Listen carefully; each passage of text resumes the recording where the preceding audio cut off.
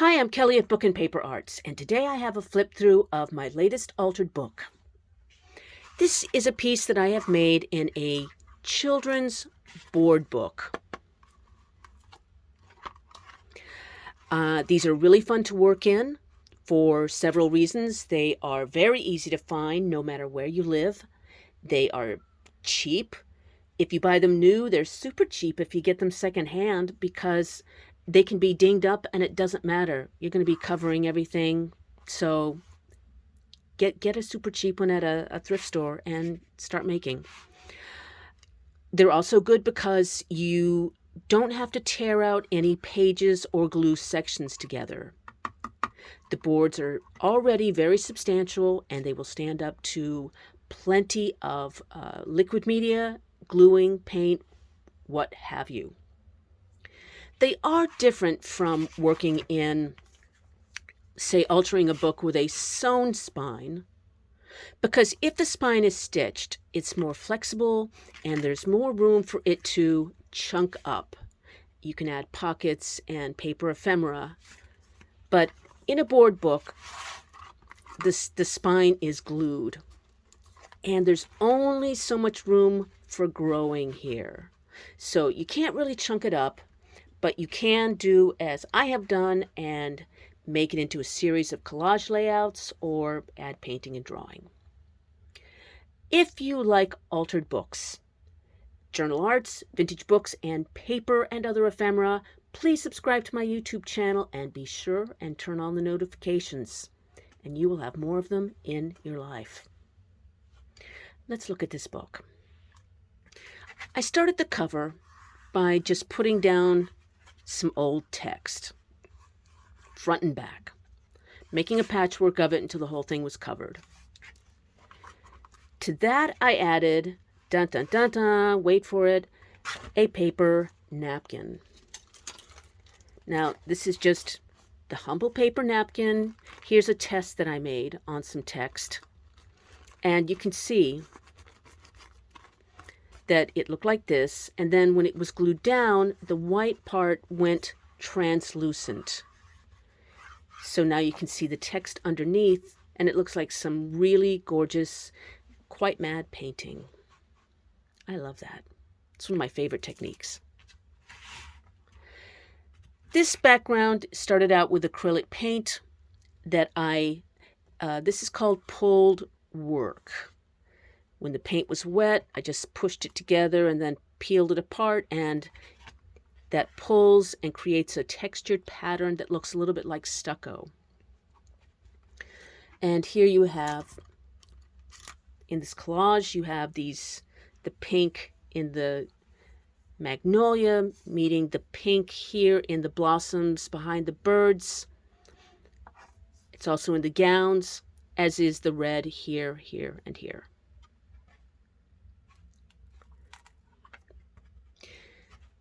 This started out as just a gessoed background, and I put ink in a mister and just sprayed it irregularly and let it drizzle, and that's how I got this messy background.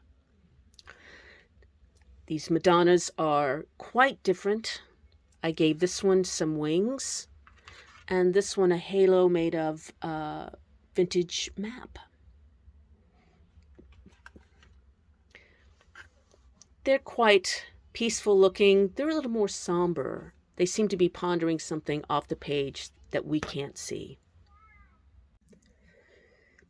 This is a different Madonna. I think she's called the Queen of Heaven. And I have also given her wings. And the yellow picks up the yellow in the plumage here and also in the robes of this choir singer. These are just die-cut butterflies cut out of old print and text. And this background is made with acrylic paint also, but it's a little bit different because what I've done here is you can see the gesso underneath, and then I used a dry brush to put on this taupe-colored layer of acrylic paint so that it's peeling. It looks almost like a fresco, and It has that peeling wallpaper look that I really, really love.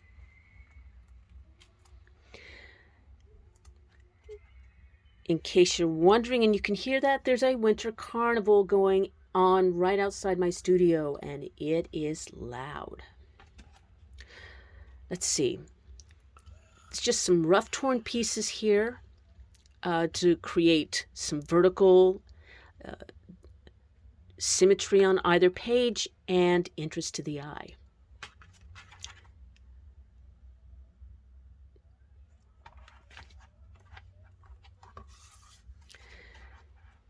This started out on a vintage French receipt. There's some handwriting there. And I added these rough torn edges, borders of wildflowers. And this lady is from the Girl's Own Paper. She's a color engraving. It's around 1887-ish. And I love how the green in her gown picks up the green in the magpie. And her expression is so beautiful. Finally, in this layout, we also have a different image from the Girl's Own Paper. And that is a hat. I've given her wings, which pick up these wings. And that bird is definitely thinking about something. Dinner, maybe?